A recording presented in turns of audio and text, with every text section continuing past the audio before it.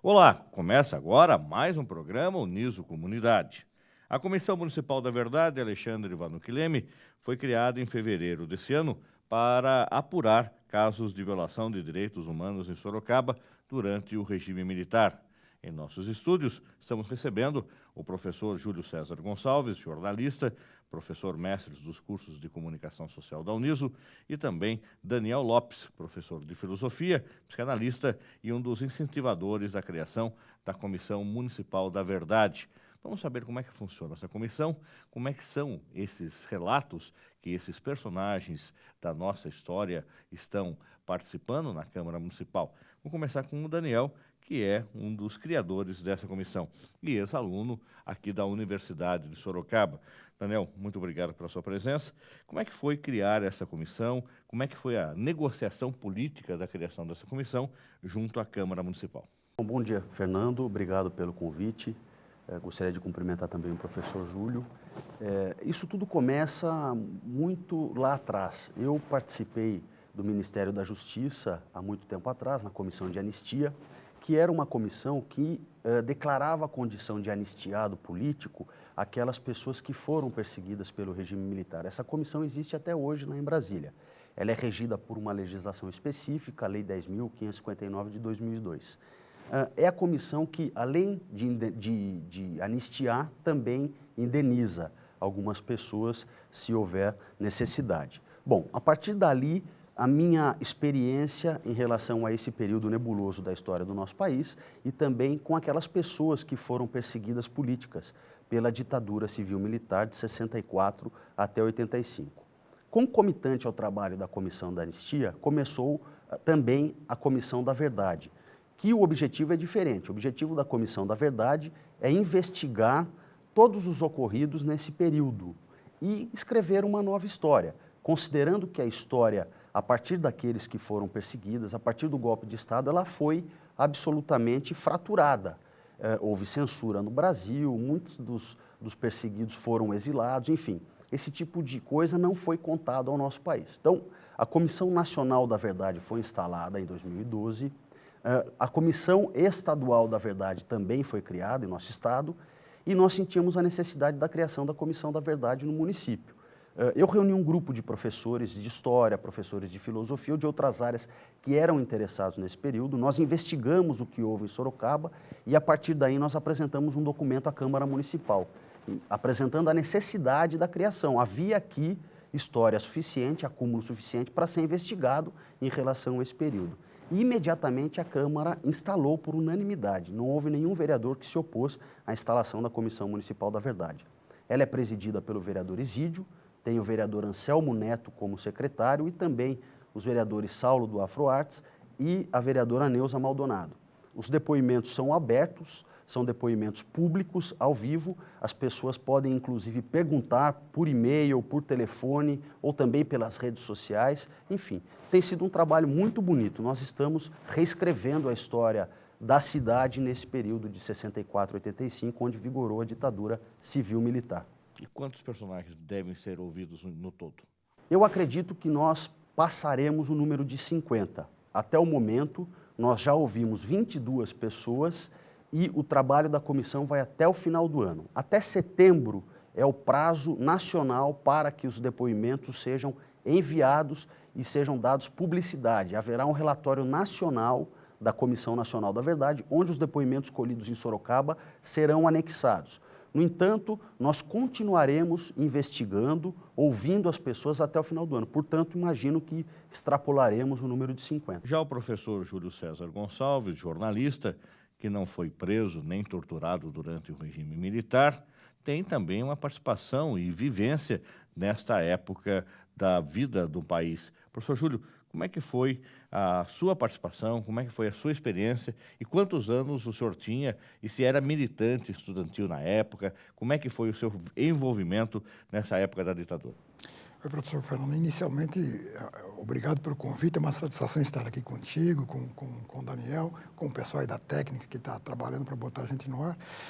Na verdade é o seguinte, né, a gente pode, quando você vive num regime militar e você tem se expressa, pensa, gosta de dizer, essa noção também de liberdade, ela tem também uma outra dimensão. Claro que é muito pior você estar preso, torturado, que eu conheço várias pessoas que passaram por isso, não quero nem imaginar isso. Mas há uma outra prisão, sabe? Você fica meio que preso numa prisão interior, preso dentro de você mesmo, porque quando você vive sob uma ditadura, você não pode expressar livremente o que você sente, mesmo num boteco, conversando com as pessoas, você tem que tomar cuidado do que você está falando.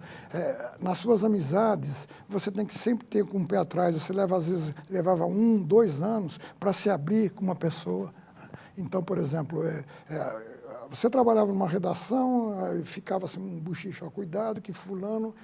Eu trabalhei em São Paulo, numa redação em São Paulo, que na época era a Folha da Tarde, que todo mundo tirava sarro, que dizia que era o jornal de maior tiragem, né, no Estado. Não tiragem de volume, tiragem, porque a redação da Folha da Tarde só tinha tira, né? Então, essa é uma gozação com isso. Então, você ficava...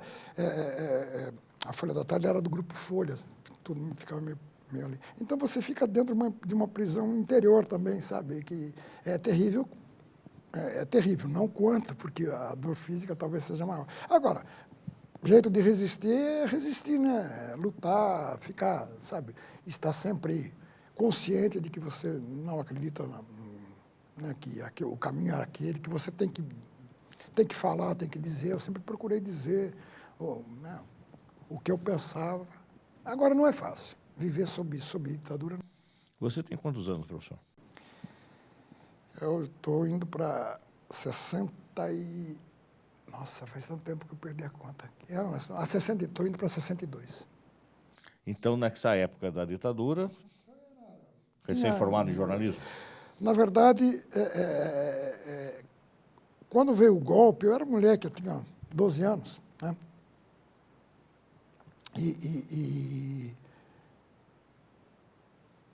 Quer dizer, aí eu ainda não tinha, confesso para você que eu não tinha ainda muita consciência das coisas, sabe?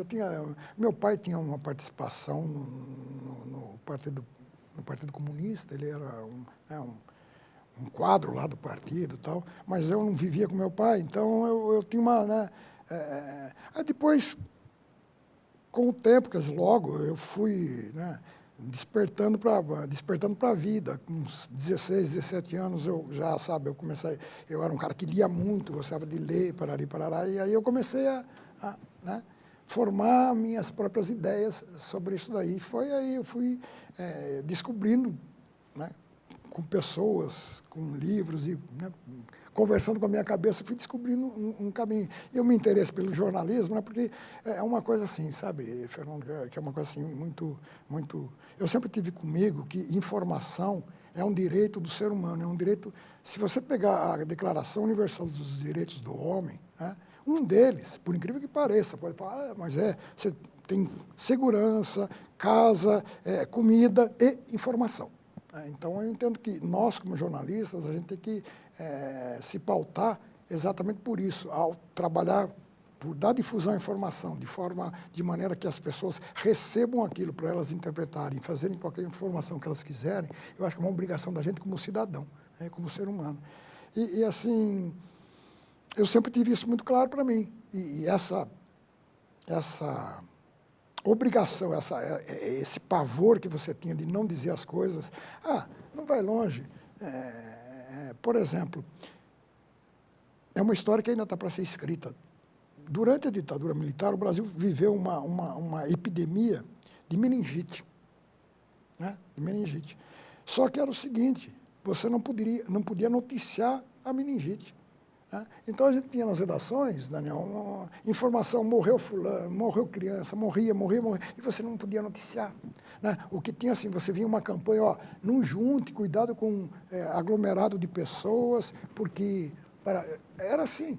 Né? Então, você tinha campanhas dessas campanhas que o governo militar vivia fazendo, mas eram campanhas assim, sabe? Quem ouvia não imaginava o que estava acontecendo. Cara, e eu tinha uma filha, que hoje está... Aliás, hoje, né? Ela está fazendo 37 anos, 36, perdão. Que era criança na época, Fernando, sabe? E eu voltava, né? Eu voltava sem poder, né? Via minha filha, imaginava um monte de criança que estava propensa àquilo, né? E eu falava assim, puxa, a gente não pode avisar as pessoas, tomem cuidado. Gente, está morrendo vizinho, está morrendo gente com meningite, e você não podia noticiar isso. E por que não podia? Porque não era legal para o país do milagre, né, professor? Era o país do... Não podia as coisas mais absurdas do mundo, porque viver sob ditadura é viver sob isso, né? Quer dizer, primeiro já não tem sentido você censurar as pessoas, você não aceitar a diferença, né? Aí, qualquer coisa você não podia noticiar. Por exemplo, tinha época assim, tinha aquele lance dos Estados Unidos, guerra, parari, parará, né? A guerra do Vietnã começou você não podia falar contra americano contra a guerra do Vietnã. Você não podia... Por mais que estivessem perdendo... Porque o americano... Não, porque é o Era um seguinte, ícone. é que a gente vivia num mundo, né? É que hoje a gente vive numa outra realidade, mas a gente vivia num mundo em que se dizia o seguinte, que ou era, entre aspas, ou era Estados Unidos, ou era americano, ou era esta linha, ou era o capitalismo, parari, parará, ou era o perigo vermelho, o comunismo. Né? Então, você não tinha o mundo, né? Via um mundo assim, em preto e branco. Né? O mundo não tinha essa nuance de cores que a gente tem hoje para ver, não, era preto e branco. Ou está desse lado ou está daquele lado, quando na verdade, né, não era nada disso. Então, qualquer coisa que soasse como uma admiração pela União Soviética, já, né? E aí eles achavam que, por exemplo, se você noticiasse a meningite, você criaria um pânico na população e você exporia, né, as deficiências do sistema de saúde pública do país. Né? E não era interessante. Não é fácil viver sob ditadura. As pessoas que hoje vivem numa democracia não sabem avaliar o quanto é importante você poder se expressar livremente e falar como a gente está falando aqui agora. Daniel, você não tinha nascido, acredito que naquela época, é um jovem professor, porém, se preocupou com isso em que instante da sua vida que você acha que foi importante discutir, abrir isso e mostrar para a população, e recolher esses depoimentos e correr atrás dessas pessoas? Bom, eu tive contato com esse período a partir do colégio. Eu tive bons professores de história que ensinaram a respeito desse período e que eu, através disso, tive interesse de me informar mais. E li muito, estudei muito sobre esse período.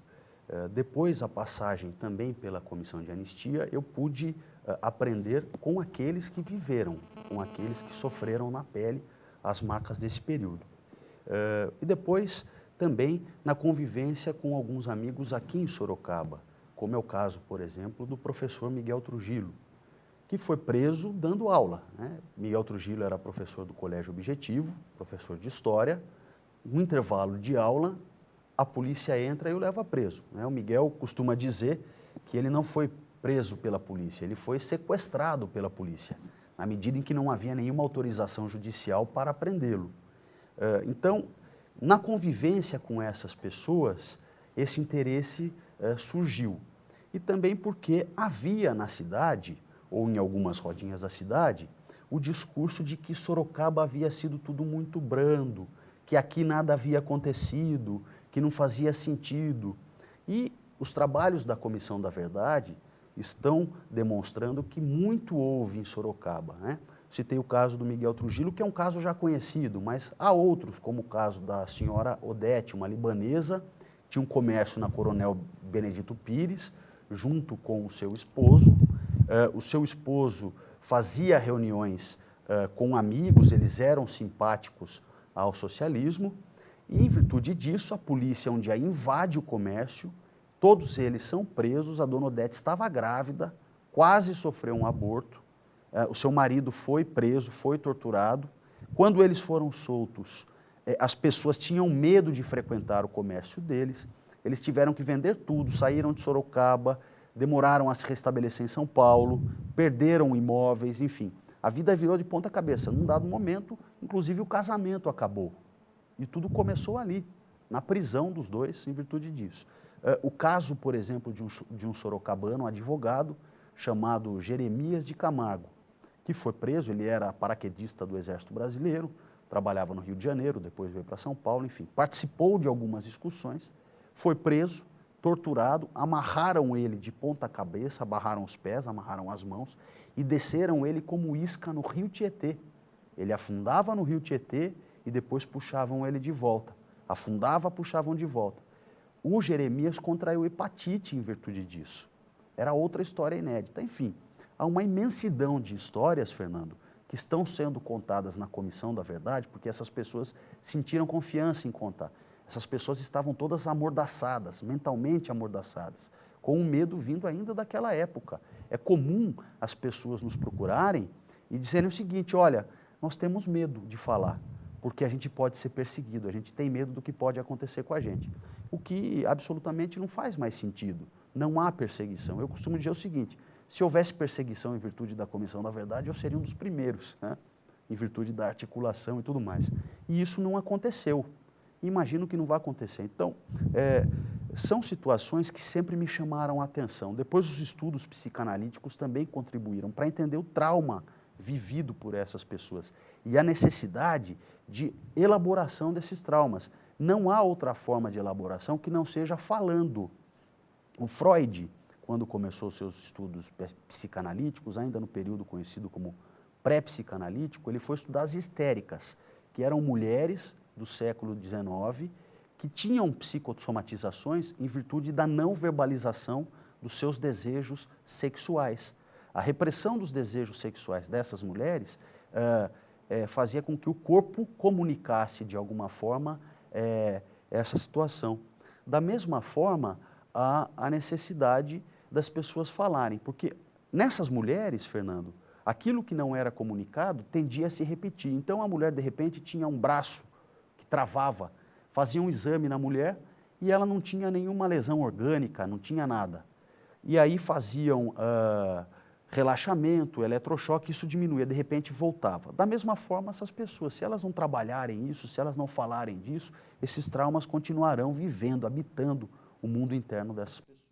E esses depoimentos, uma vez transmitidos de forma oral, ali essas histórias, e transmitidos até pela TV Legislativa de Sorocaba, no Canal 6, com a participação dessas pessoas, eles vão ser transcritos? Qual é o objetivo dessas gravações? Ou esses DVDs vão ser enviados para algum outro lugar?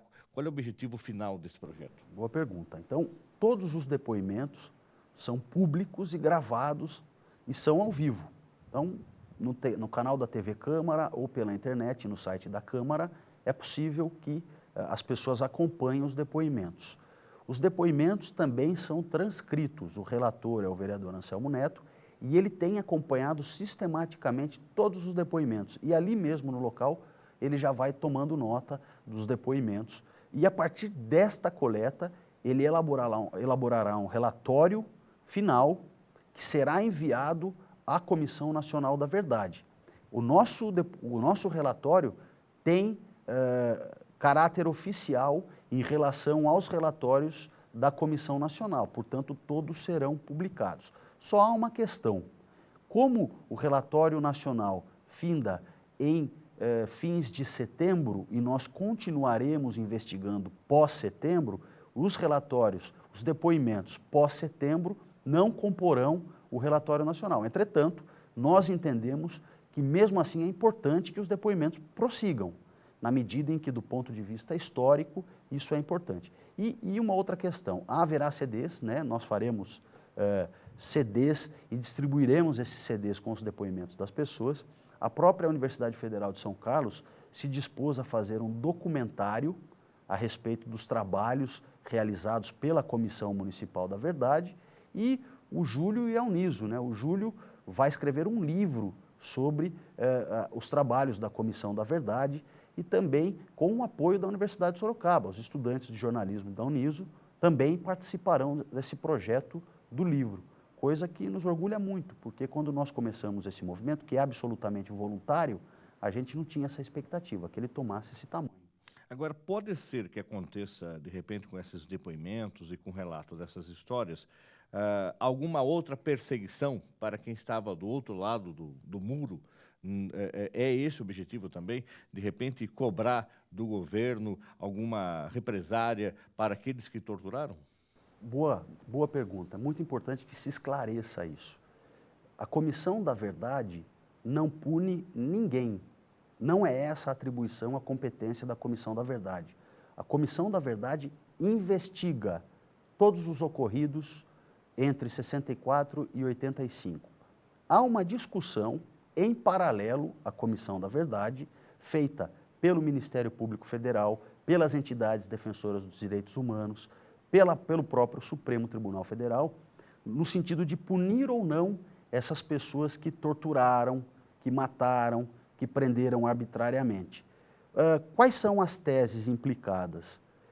O Ministério Público Federal entende que o Brasil é signatário da Corte Interamericana de Direitos Humanos. O Brasil é realmente signatário. E a Corte Interamericana de Direitos Humanos defende que crime de tortura é crime imprescritível.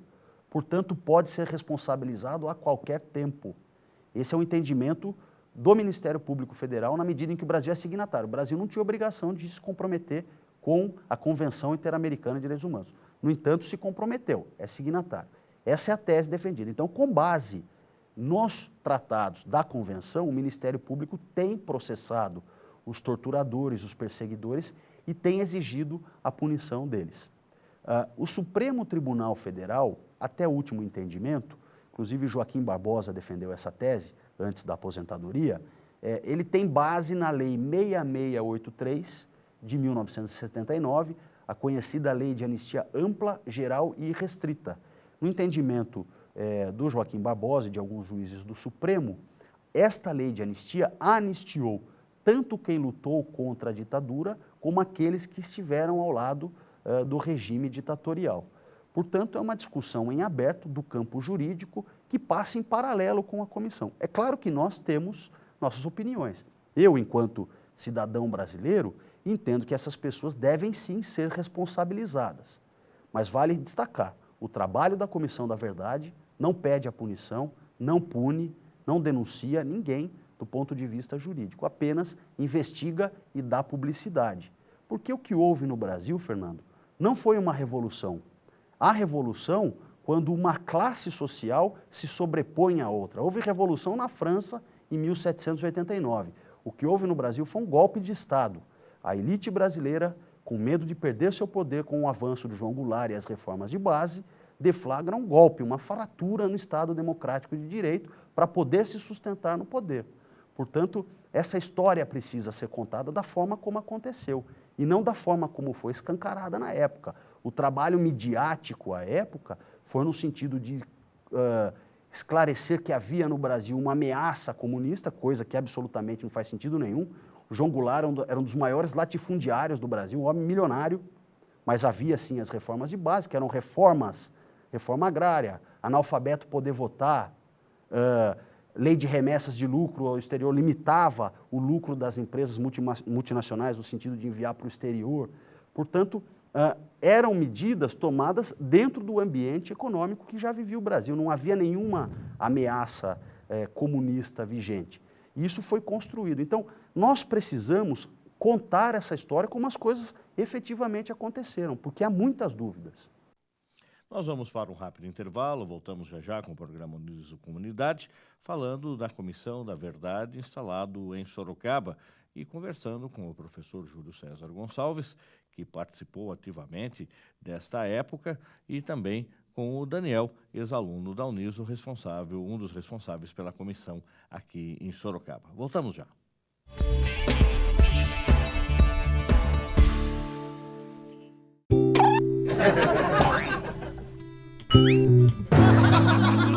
Tá achando graça? Você está achando graça porque pode me ver. Mas já pensou nas milhares de pessoas que não enxergam por falta de doadores de córneas? Não pensou? Então pense. Doe seus olhos e avise a sua família que você é um doador. Nos dê essa alegria. Faça a vida de um deficiente visual mais alegre. Banco de Olhos de Sorocaba. O primeiro porque tem você.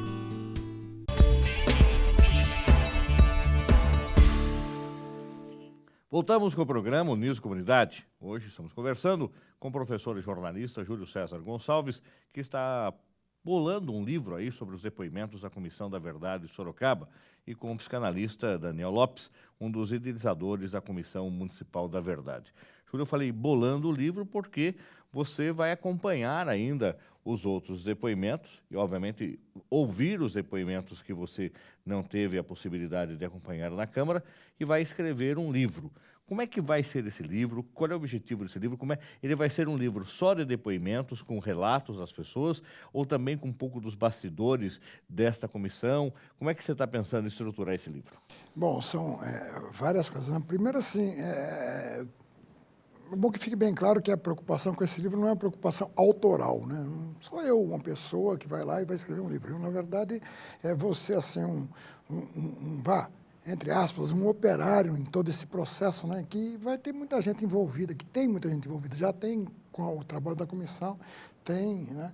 Então, agora, é uma obra que ela precisa ser bem apurada, né? Ou seja, então o ponto de partida são os depoimentos. O que a gente está vendo é o seguinte, nesses depoimentos, quais são os mais relevantes para acertar o processo histórico? Dentre esses mais relevantes, por exemplo, onde é que estão os fatos? Você vai ter que ir atrás da... Né? Então, ou seja, não seria, penso eu, né? Ele está sendo todo esquematizado ainda. Mas, por exemplo, não adiantaria só pegar um depoimento e colocá-lo aí, um depoimento sem a contextualização histórica. Né? Sem mostrar, por exemplo, se o cara diz, eu fui que nem o Trujillo, que essa história foi muito falada na época, né? Ele foi sequestrado porque assim era usual, né? Você estava dormindo, chegavam 3 horas da manhã, te levavam da cama e ia para a cadeia e você nem sabia de nada. Então, mas, por exemplo, quem é que estava aqui nessa época? Né? Como bem diz o Daniel, não é uma ideia de condenar ninguém. O papel da comissão não é condenar, a comissão é esclarecer, mais ou menos como foi feito na África do Sul. Quem vê os filmes do Mandela, vê que coisa fantástica foi a Comissão da Verdade, que essa brasileira ela tem um pouco de inspiração até na realidade africana. Então, na África, iam com ônibus. Né? A Comissão da Verdade ia com ônibus nos maiores recantos africanos para ouvir as pessoas e para conversar. Né? Tinha pessoas que publicamente vinham e admitiam, puxa vida, eu segreguei e tal, sabe? Então, pois bem, então, voltando ao livro, a intenção do livro obviamente, você tem lá um depoimento, você vai ter que checar, vai ter que apurar, vai ter que ver quem é que estava por trás, vai ter que contextualizar esse fato. E essa contextualização certamente vai exigir um trabalho de pesquisa, né? Um trabalho de contraposição. Por exemplo, a história do professor Trujillo que você estava dizendo, eu lembro num depoimento, numa palestra que ele deu na Uniso para os alunos, e ele comentou, inclusive, que a participação do professor Aldo Vanucchi, então diretor do colégio, também foi fundamental para ele não ter sido sequestrado depois da aula. Disse que ele não estava lá dando aula. Mas como não está dando aula? A gente sabe que está dando aula. E aí, esses militares que vieram sequestrá-lo esperaram a hora do intervalo ou invadir a sala de aula. E ele disse que só ficou vivo porque os alunos todos foram testemunhas. E uma dessas testemunhas que me contou também, que era estudante na época e estava tendo aula com o professor Trujillo, é o Oswaldo Duarte Filho, que foi vereador de Sorocaba e que deve também depor na Comissão da Verdade. Quer dizer que, então, esses pontos você vai interligar para ver qual foi o contexto disso. Vamos ter que fazer, né, Fernando? Até porque a ideia é ser fiel à realidade dos fatos. Quer dizer que o diretor da escola vai contar como é que foi, o aluno, de repente, vai falar como é que observou isso. Esse que é o grande trabalho de edição, ou pré-edição do livro, né? Para ver até que ponto vale a pena você, porque senão, você imagine, o Daniel fala em 50 depoimentos. 50 depoimentos, se você pegar 50 depoimentos e botar numa folha e só colocar 50 depoimentos, só esses 50 depoimentos já vai dar 500 páginas, entendeu? Então, você tem que trabalhar, então, a ideia é exatamente essa, ou seja, os depoimentos da Comissão da Verdade, eles seriam o fio da meada, o ponto de partida para alguma coisa de contextualizar, porque eu acho que falta um pouco entender melhor o que aconteceu com Sorocaba nesse período. Falta um pouco saber por que uma cidade que entra na década de 60, conhecida como a Moscou, né, a Moscou paulista, né, por que essa cidade que entra na década de 60 como Moscou paulista, entra nos anos 70, passa os anos 70, 80 e invadindo os anos 90 como uma das cidades mais reacionárias do estado, apesar de ser uma grande cidade. E Sorocaba era reacionária. Né? Quer dizer, uma mudança tão rápida em tão pouco tempo de mentalidade, o que aconteceu?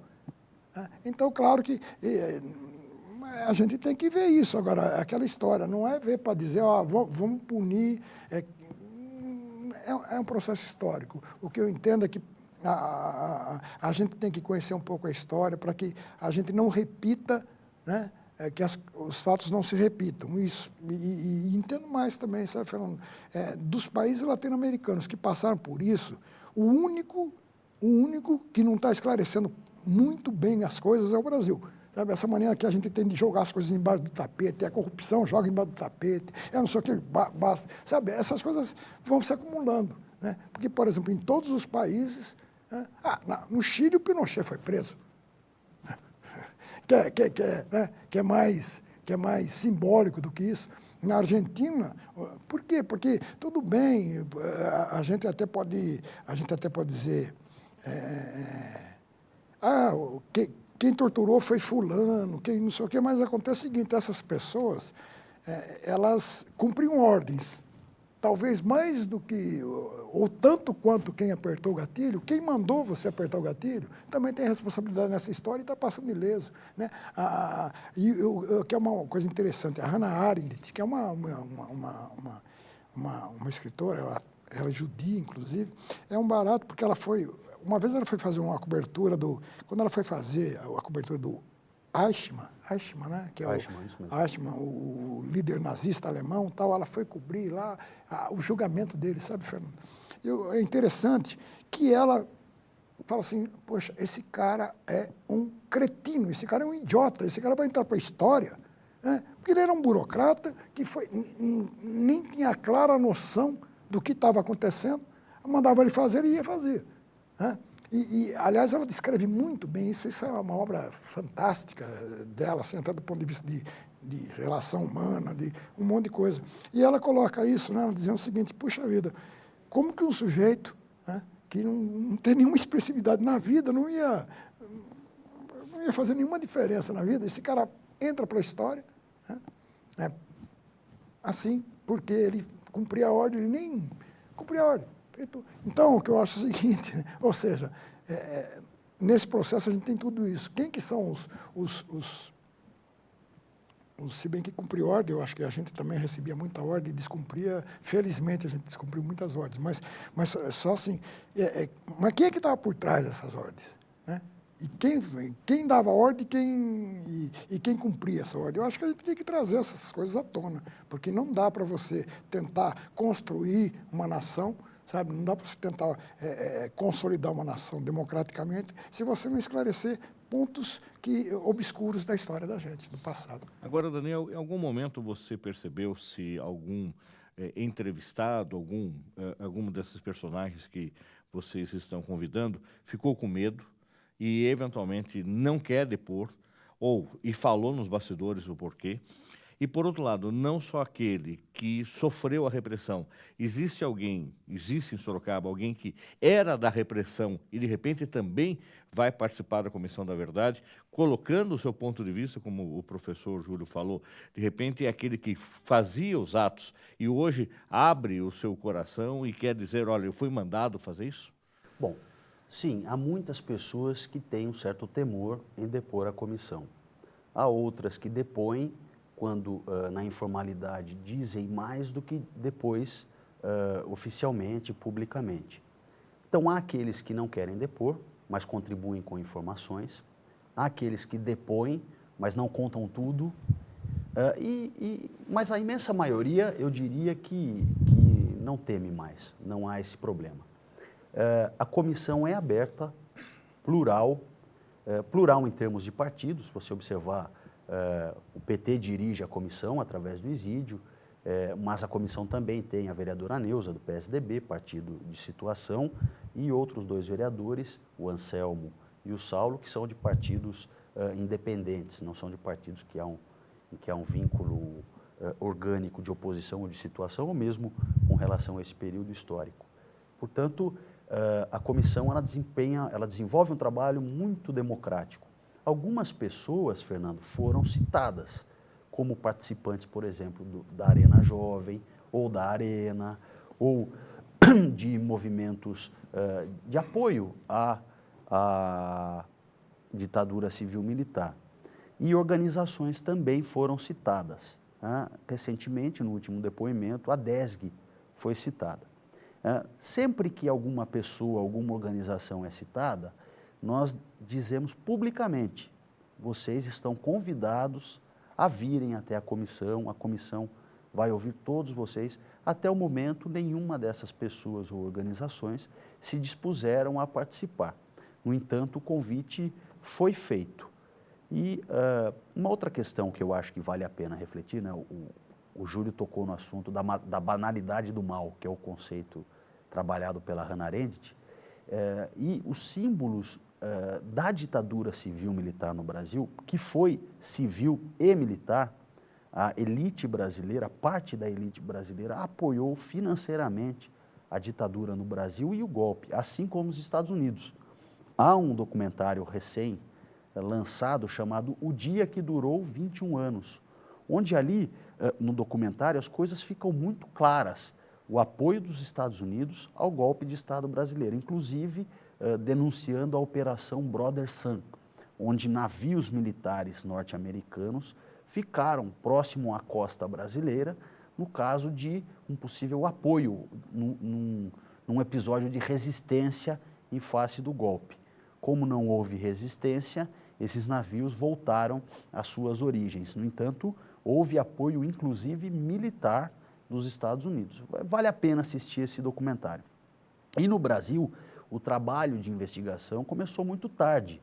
Como o professor Júlio comentou, em outros lugares as pessoas já foram presas, responsabilizadas. Aqui o processo de investigação está no começo. E essas pessoas ainda são tratadas como mártires, como símbolos de importância. Nós temos, aqui próximo de nós, uma rodovia chamada Rodovia Castelo Branco. A cidade de Votorantim, sua principal avenida se chama Avenida 31 de Março. Data 31 de março, data em que o Olímpio Mourão Filho sai de Juiz de Fora, Minas Gerais, para deflagrar o golpe de Estado no Rio de Janeiro. Então, nós precisamos discutir a importância de substituição dessas referências. Eu costumo dizer assim, é forte, mas é para a gente pensar, porque quando está próximo da gente, a gente entende que não é tanto assim, mas é. Eu nunca vi na Alemanha a Avenida Adolf Hitler, nem na Itália a rodovia Benito Mussolini. Mas aqui no Brasil, essas figuras são contempladas e nós não podemos deixar que isso aconteça. É claro que a gente precisa fazer um trabalho de conscientização histórica, para que essas pessoas entendam o que essas pessoas significavam à época, o que elas fizeram, para que daí nós façamos sim modificações. Que bom seria se nós tivéssemos a rodovia Alexandre Vanucchi Leme, sorocabano, estudante da USP de Geologia, aprovado em primeiro lugar, foi morto sob tortura, sobrinho do Aldo Vanucchi, à época padre, que foi preso também ali na Delegacia General Carneiro, ex-reitor desta casa. Veja quanta coisa a gente precisa esclarecer e a gente precisa escolher melhor os nossos mártires.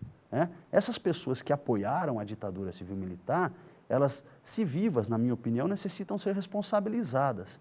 E, se transformadas em símbolos, nós precisamos fazer uma discussão muito esclarecida em cima dessas questões também. Professor Júlio, na época, o senhor teve um jornal chamado Sorocaba Urgente. Esse jornal durou 4 meses e ele era um jornal de oposição? Era um jornal que questionava o que vinha acontecendo na cidade em contrapartida aos ditos outros jornais diários do município? Não teria sentido se não fosse, né, Fernando? Porque, na verdade, o Daniel estava falando da história do documentário, da história do... Né? Hoje você tem um monte de obra que mostra claramente a participação dos Estados Unidos nesse processo todo. E, mais que isso ainda, o papel da mídia nesse processo todo também tem que ser revisto, né? Porque todos os grandes jornais do Brasil, tirando do Rio, que no começo ficou meio assim, que era o Correio da Manhã, que também foi logo depois, já foi quando ele começou em 48 horas ele viu que tinha embarcado numa canoa furada ao apoiar um pouco o golpe, né? E logo depois o Correio da Manhã acabou se exaurindo. Né? Mas todos os veículos, todos os grandes veículos brasileiros, né, apoiaram o golpe. E muitos jornalistas que hoje a gente conhece, esse cara era contra, apoiou o golpe. Né? Então, ou seja, a mídia teve um papel, né, muito pró-golpe, pró-antidemocracia que a mídia hoje vive defendendo. Só que é o seguinte, na época do Sorocaba Urgente, a mídia aí já vivia sob censura, aí já tinha a coisa da censura. Agora, localmente não era muito assim, né? Localmente é como eu falei para você, que eu não entendo muito o que aconteceu com uma cidade que tinha uma fama de ser a Moscou brasileira nos anos 60, entra nos anos 80, 70, 80, 90 como uma simples ovelha que, né? Então, o Sorocaba Urgente surgiu nesse contexto. A gente queria pelo menos instigar. Sabe, um jornal, eu acho que ele é expressão também da sociedade e do momento que ele vive. Né? Porque, por exemplo, quando surgiu o Sorocaba Urgente, a gente começou a ter assim, uma certa... Por exemplo, o movimento metalúrgico estava ganhando corpo, né? Que eclodiu um pouco antes do jornal de 81, eu acho que o movimento metalúrgico começou a ganhar força em 79. Em Itu, eu me lembro que eu era correspondente da Folha de São Paulo, em Itu a gente teve uma greve de ceramistas, que foi a primeira das grandes greves brasileiras, que os caras ficaram... Né? Então, estava começando a se abrir um pouco, né? Aquela história das comportas. Né? As comportas já não conseguiam segurar a água de extravasar as coisas que estavam acontecendo. Então, nesse contexto, um grupo de jornalistas, dos quais eu fiz parte, né, fui um dos idealizadores do projeto, a gente resolveu montar um jornal aqui para tentar trazer, mostrar um pouco o que estava acontecendo localmente, né, mas foi dentro de um processo amplo, que eu acho, né, do crescimento de movimentos sindicais, de um certo crescimento político dos partidos mais à esquerda, né, porque até então, só fazendo um parênteses, mas não vai longe, né, tudo bem, mas Sorocaba foi a última cidade média, né, onde o partido governista, então Arena, né, se manteve no poder. Se você pegasse, assim, nas eleições municipais, se você pegasse outras cidades aqui, Campinas, Ribeirão Preto, Piracicaba, cidades médias, mais ou menos parecidas com Sorocaba Santos, se bem que Santos eu acho que não tem eleição, porque era litoral, área de segurança, mas você vai ver nessas cidades que tinha eleição municipal, 8 anos antes, não era mais o partido do governo, a Arena, o partido que apoiava o golpe, que ganhou a eleição municipal. Era o MDB, que era o partido de oposição, que aglutinava o que seria... Era um balaio de gato, né, o MDB. Pegava todas as correntes que eram contrárias ao golpe. Então. Mas, ou seja, não era nada de esquerda, não era nada assim, mas aqui em Sorocaba não ganhava. Então, dentro desse contexto do crescimento de partidos mais à esquerda, a gente começou a ter vereadores mais à esquerda na Câmara, começou a ver o crescimento do movimento sindical, começou a ver essas coisas. Aí surgiu o jornal, eu acho que é uma expressão da sociedade. Existe também uma informação na nossa pauta que você chegou a enterrar uma obra de Karl Marx no quintal da sua casa. Isso você já era preocupado? Mas eram anos terríveis, enterrei sim.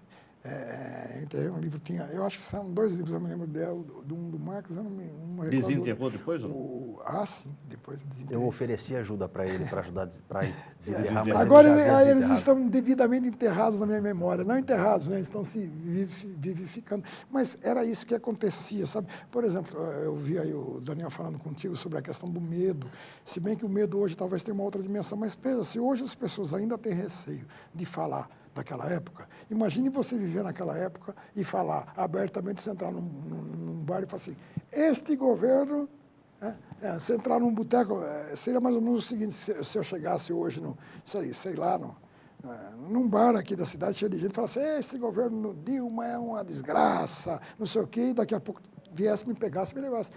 Antes era assim, né? Então, o medo hoje tem outra dimensão. E eu realmente escondia. Tem algumas coisas, né, Fernando? Por exemplo, na Folha de São Paulo, meu editor, que teve uma época que foi, eu não me lembro o ano, foi também nos anos 80, no começo dos anos 80, fim dos anos 70, que assim, houve um recrudescimento, né, da repressão, né, que começaram a prender gente de novo. É aquela coisa de cadáver quando está morrendo, né, e começa a agonia de um cadáver quase morrendo. Então, o golpe estava, a ditadura estava indo embora, e aí, para se mostrar força, ela tentou dar eles estavam brigando entre eles lá também, eles tentaram dar E eu me lembro que, por exemplo, o meu editor, eu era repórter, eu era correspondente, mas eu virei repórter especial da Folha, então eu viajava, fazia um caderno do interior que a Folha resolveu lançar, tal. Então, eu viajava para fazer matérias grandes, né? Matérias de página, tal. Às vezes 2, 3 páginas. E assim, o editor fazia uma jogada, né? Ele me mandava hoje para tal lugar, né? Eu ia fazer a matéria saía domingo, né? E eu estava lá, enviado especial, domingo, como se eu estivesse lá, né? Só que eu já estava em outro lugar fazendo outra matéria. Depois de um tempo que fui sacar qual tinha sido a jogada dele, né? Que ele percebeu que a coisa estava começando a ficar, ele falou, porque aí, para todos os efeitos, eu estou lá em São José do Rio Preto, sabe? Que está saindo a matéria em São José do Rio Preto. Só que nessa altura do campeonato eu já estava lá na outra ponta, eu estava lá, sei lá. Né? Então, tinha essas coisas, Fernando. A gente também tinha muita solidariedade, né? De pessoas que entendiam o que estava acontecendo. Agora, realmente, eu escondi o Karl Marx, ele está lá. O Marx é meu filósofo favorito. Todo mundo detesta o Marx, fala, porque o Marx, economia, porque, infelizmente, deturparam um pouco a memória do Marx. Mas se você... eu gosto dele como economista, gosto dele como historiador, gosto dele mas gosto dele, acima de tudo, como filósofo. Porque o grande lance dele é o seguinte, Fernando, o que ele pensava é que nós viemos ao mundo para ser feliz. Né? A ideia dele do comunismo, o comunismo para ele não era um fim, era um meio. Era um meio do homem se tornar feliz. Né? E aí deturparam todo o pensamento dele, mas eu gostaria que, qualquer hora, que as pessoas começassem a ver o Marx filósofo, para entender a grandeza dele como ser humano. Né? E parar de falar bobagem, que é aquele barbudo que comia criança, essas coisas. Daniel, para a gente encerrar, quem quiser saber mais informações, quem quiser acompanhar as comissões da verdade, como é que faz para saber quando vão acontecer os depoimentos, para estar lá presente, para participar, como você disse, por e-mail? Existe um Face, uma comunidade, um site? Como é que faz para saber? Ou você pode deixar o seu e-mail particular para as pessoas entrarem em contato? Bom, as pessoas podem, através do site da Câmara, encontrar o e-mail do vereador Isídio, presidente da comissão, e através dele entrar em contato, receber mais informações. Há sites da Comissão Nacional da Verdade e da Comissão Estadual da Verdade. São sites bem generosos em termos de informações e as pessoas a partir dali também podem se atualizar. Eu, através do Facebook e do Twitter, meu Facebook Daniel Lopes, Twitter é @DanielLopes13, meu e-mail é martinalmeida@ig.com.br. Martim Almeida, é só um N, não é Martins. martinalmeida@ig.com.br. Eu também estou à disposição para auxiliar, informar, enfim. A própria mídia sorocabana tem dado muito apoio à comissão. Então, os depoimentos são sempre publicados, são sempre noticiados com antecedência.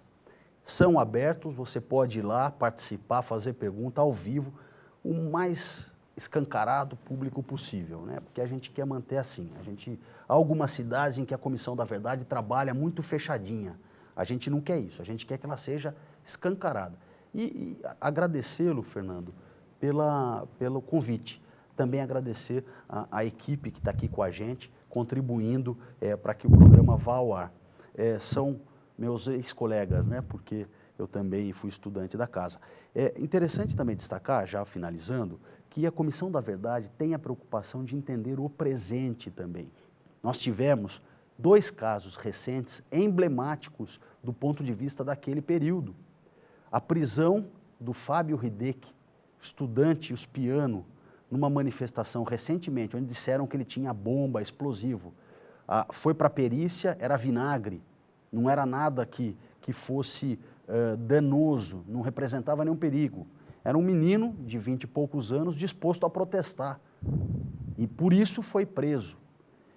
É uma herança desse período nebuloso da nossa história, ditadura civil-militar, onde protesto era crime. É difícil para algumas pessoas entender que é legítimo. E uma outra questão que eu acho que vale a pena relembrar, o sumiço do Amarildo no Rio de Janeiro. Hashtag cadê o Amarildo? Isso foi sucesso em termos de hashtag nos veículos sociais. A polícia prendeu o Amarildo por um depoimento e o Amarildo sumiu. Cadê o Amarildo? Até hoje não foi encontrado o corpo do Amarildo. Portanto, também é um resquício daquele período. Quando a gente fala em ditadura civil-militar, nós não somos contrários aos militares, à polícia militar, à polícia civil. Muito pelo contrário, eles são fundamentais para a nossa segurança e nós temos de apoiá-los. Nós somos contrários, sim, a ditaduras. É isso que nós não podemos concordar, seja ela civil, militar ou de outro gênero. Contra a ditadura é a nossa posição. Portanto, muito obrigado.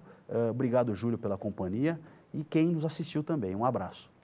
Professor Júlio, quem quiser conversar com o senhor para, de repente, ter aí a oportunidade de trocar uma ideia e ter aí mais algumas informações dessas que o senhor contribuiu com o programa, como é que pode fazer? Tem um e-mail de contato? Eu tenho o próprio e-mail da universidade, né, que é julio.gonçalves@profuniso.br, que é com o qual eu me relaciono muito com os alunos e tal.